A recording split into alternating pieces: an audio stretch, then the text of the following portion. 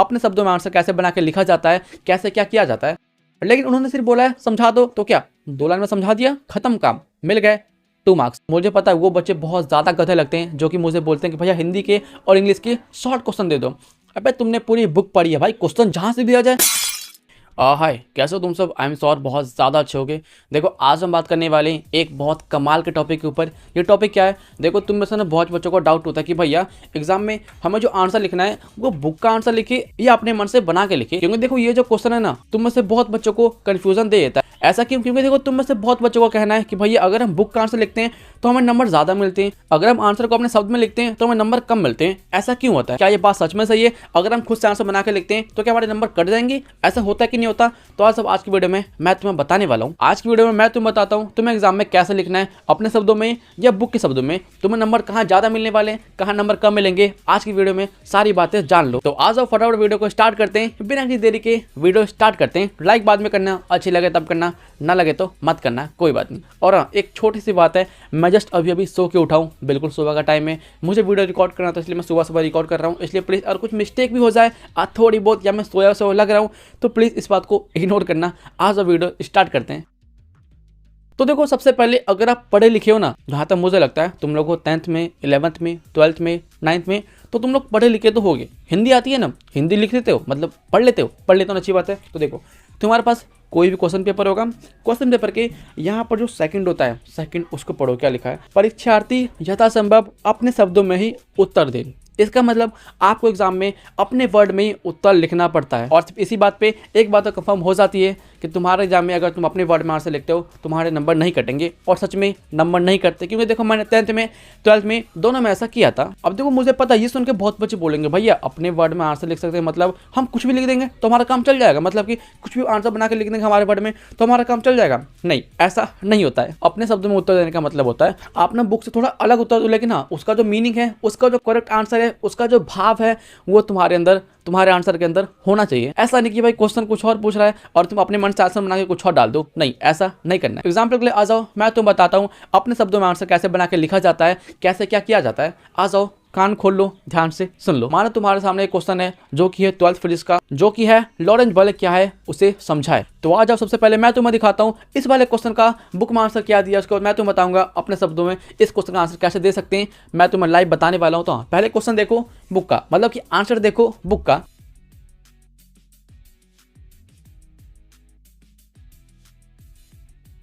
तो देख लिया, हाँ ये था आंसर तुम्हारी बुक के लॉरेंस बल क्या है इस क्वेश्चन का। अब तुम इस क्वेश्चन के आंसर को अपने मन से कैसे बनाकर लिख सकते हो, अपने शब्दों में कैसे लिख सकते हो, ध्यान से सुन लो। अगर मैं तुम्हारी जगह होता तो इस क्वेश्चन का आंसर मैं कुछ ऐसे देता।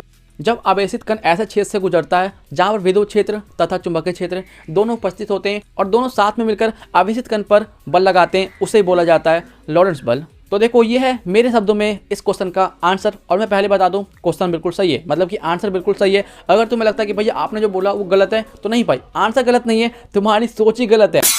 मैं फिर से बोल दूं, बिहार बोर्ड में खुद बोलता है कि परीक्षार्थी अथवा अपने शब्दों में उत्तर दें। तो हाँ, अगर तुम ये आंसर लिखते हो तुम्हारा गलत नहीं होने वाला। अब देखो मैंने तुम्हें ये समझाया फिजिक्स में, आज मैं तुम्हें समझाता हूँ हिंदी में, जिससे कि जो 10th के बच्चे हैं वो भी थोड़ा समझ ले। आ जाओ बताता हूँ। देखो 12th हिंदी में एक क्वेश्चन है जो कि है मालती के घर का वातावरण कैसा था, इसे समझाए। और अगर तुम इसका सटीक आंसर देखोगे बुक में तो उसका सटीक आंसर ये है, अच्छे से देख लो।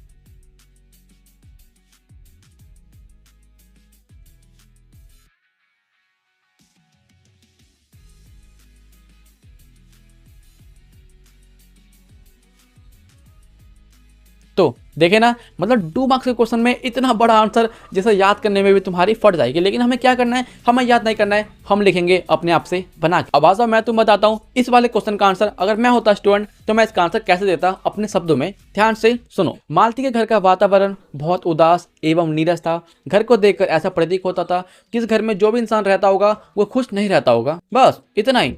हाँ, 2 मार्क्स में अगर तुम इतना लिख भी दोगे तुम्हें फुल मार्क्स मिल जाएगा, तुम्हारे नंबर नहीं कटेंगे। अब ये सुनकर तुम में से बहुत बच्चे बोलोगे भैया आपने जो आंसर बोला है वो गलत है, क्योंकि भैया बुक में दिए 5 लाइन का आंसर और आपने सिर्फ 2 लाइन में खत्म कर दिया है, तो हमें नंबर नहीं मिलेंगे। भाई नंबर मिलते हैं, ठीक है, ज्यादा उड़ो मत। क्वेश्चन में बोला गया मालती घर का वातावरण कैसा है उसे समझाए। ऐसा बिल्कुल नहीं बोला है कि मालती घर का वातावरण कैसा था विस्तार में समझाए। अगर वो बोलता कि विस्तार में समझाए तब तुम्हें लिखना पड़ता लंबा चौड़ा, लेकिन उन्होंने सिर्फ बोला है समझा दो, तो क्या 2 लाइन में समझा दिया, खत्म काम, मिल गए 2 मार्क्स। और भाई देखो हिंदी में इंग्लिश में ऐसे लिखा जाता है, मुझे पता है वो बच्चे बहुत ज़्यादा गधे लगते हैं जो कि मुझे बोलते हैं कि भैया हिंदी के और इंग्लिश के शॉर्ट क्वेश्चन दे दो। अबे तुमने पूरी बुक पढ़ी है भाई, क्वेश्चन जहाँ से भी आ जाए खुद से बना के लिख दो ना।